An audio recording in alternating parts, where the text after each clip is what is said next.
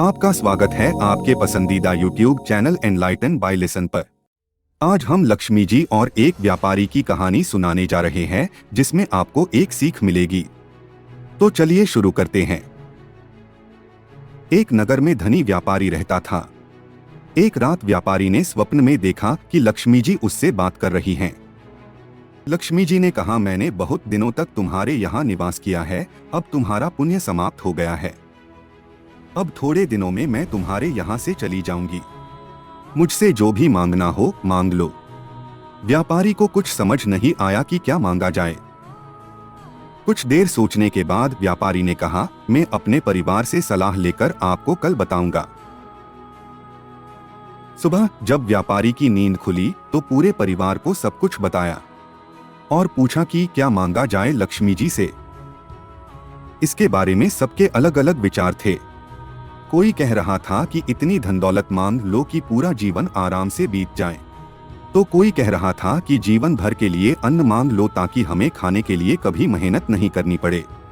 किसी ने सलाह दी कि ढेरों जमीन मांग ली जाए जिसमें खेती करके वे अपना जीवन आराम से काट सकेंगे। व्यापारी की छोटी बहू बहुत बुद्धिमान थी। वह चुपचाप सबकी बातें सुन रही थी। अंततः वह बोली, पिताजी, मेरे हिसाब से धन दौलत और खेती बाड़ी मांगना ठीक नहीं है, क्योंकि यह सब लक्ष्मी जी के साथ ही चला जाएगा। आखिर ये सब लक्ष्मी का ही हिस्सा है। हमें इनकी बजाय परस्पर प्रेम का वरदान मांगना चाहिए। अगर परिवार के सभी सदस्यों में प्रेम बना रहेगा तो बड़ी से बड़ी मुसीबत भी आराम से कट जाएगी। सब मिलकर सामना करेंगे तो सारे संकट दूर हो जाएंगे। उनको छोटी बहू की बात बहुत पसंद आई। दूसरे दिन व्यापारी ने स्वप्न में लक्ष्मी जी से परिवार का प्रेम मांगा और परिवार के सभी सदस्यों में प्रेम हमेशा बना रहे। लक्ष्मी जी ये सुनकर बहुत प्रसन्न हुई। उन्होंने कहा, जिस परिवार में आपस में प्रेम होता है, कभी झगड़ा नहीं होता, वहां से मैं कभी जा ही नहीं सकती। लक्ष्मी जी ने व्यापारी को परस्पर प्रेम का वरदान दिया। इस प्रकार उनके घर में लक्ष्मी का वास सदैव के लिए हो गया। सीख, हमें परस्पर प्रेम पूर्वक रहना चाहिए। जिन घरों में आपस में प्रेम नहीं होता, वहां से देवता लोग भी रहना पसंद नहीं करते।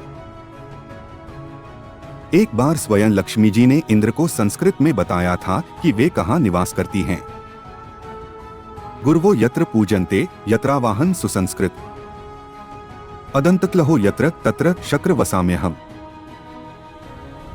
अर्थात जहाँ बड़ों और गुरुओं का सम्मान होता है, जहाँ सभ्यता पूर्वक बात की जाती है, जहाँ कलह नहीं होती, हे इंद्र, मैं वहाँ निवास करती हूँ।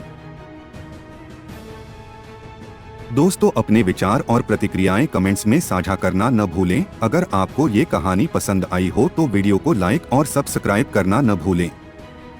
धन्यवाद।